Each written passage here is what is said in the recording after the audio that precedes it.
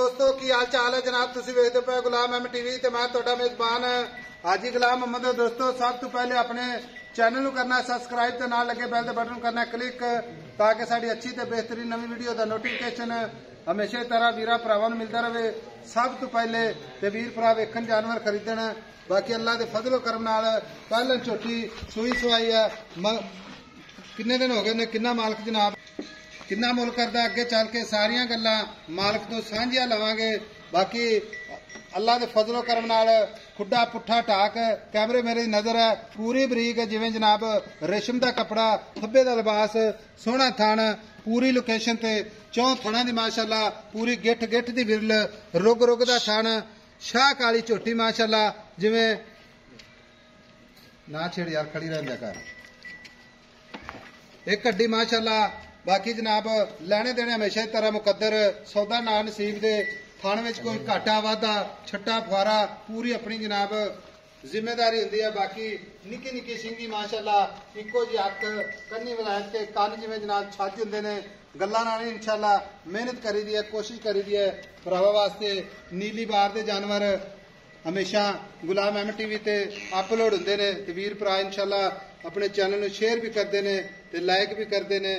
बाकी जिन्ने मेरे वीर भरा ने उम्मीद करांगे सारे खैर खरीत ना होंगे, अल्लाह ताला खुश रखे आबाद रखे। बाकी जनाब सारियां गल्लां मालक तो सांझियां लैने आ।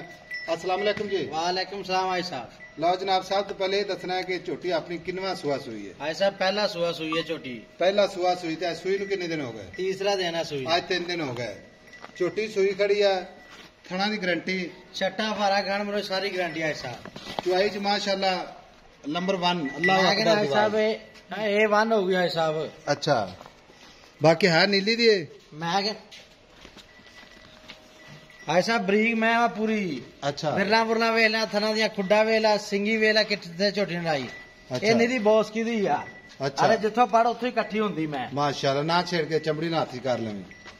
अच्छा तो मगर कट्टी कट्टा कट्टी कट्टा कट्टी आ। अच्छा मगर कट्टी तसल्ली कर ले अगे यार, एक वीडियो कट्टा दसने है कट्टी सी नहीं जैसी मां वही काली शाह में कट्टी है साहब। अच्छा भाई शकील थना की गारंटी, घाटा वाधा छट्टा फुआरा बच्चे तो कोई अनपढ़ कर दी होवे। मैं कहना भाई साहब कोई नहीं, किसी किस्म की कोई गलबात नहीं। चुआई च माशाअल्लाह नंबर 1 ए वन ना जी। अच्छा हुण गल इस तरह दी भाई शकील आपे बेचनी। हाँ जी ठीक है, मुल करना है मुहब्बत वाला ते प्यार वाला। आई समझ वेला कितना सफर किया तेरे? भाई साहब मुल 4.5 4.25 लाख की झोटी फाइनल देनी है। मुल 4.5 लाख? हाँ जी 4.25 लाख की फाइनल। 4,25,000 दी। 25,000 कोई साडा वीर भरा सफर करके आंदा है साडी